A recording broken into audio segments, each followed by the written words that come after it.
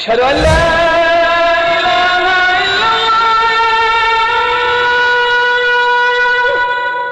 أشهد أن محمدا رسول الله. I have a really interesting approach to a very popular question. People ask you the question, there's thousands of religions, why would I pick Islam out of that? And I have an answer for that. When people say that there's thousands of religions, what you do is, for them, you break the thousands of religions down into categories. Category 1, pantheism, which believes that everything is God and God is everywhere. This doesn't make sense because if I make this table, do I become the table? No, I don't. So that's completely invalid.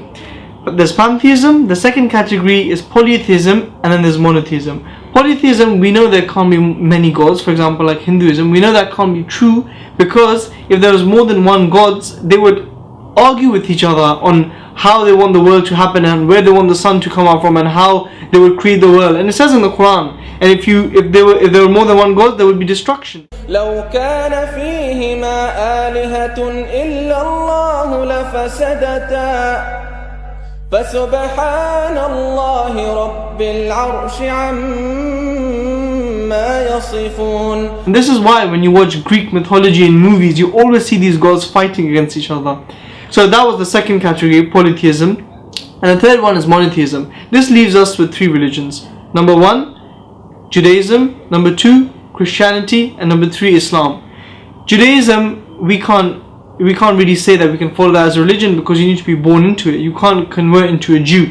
So that's out of the question. Number 2, Christianity. It has a Trinity which creates a lot of problems, and that kind of renders out monotheism in the first place. I mean, how can Jesus be God, eternal, the Father, and then be the Son, and then the Son prays to the Father and says, it's me, you, and we're the same thing? It doesn't make sense. So we're left with Islam. With Islam, you explain to the person what we believe about Allah, His Messenger, one powerful creator who created the universe, who is nothing like His creation, who is timeless, who is all powerful, intelligent, and you can prove this and you can learn this from the other videos. So this is just a quick thing I wanted to share for a very, very popular question that a lot of us get asked. So you break it down into categories, go through the categories, and you end up with Islam.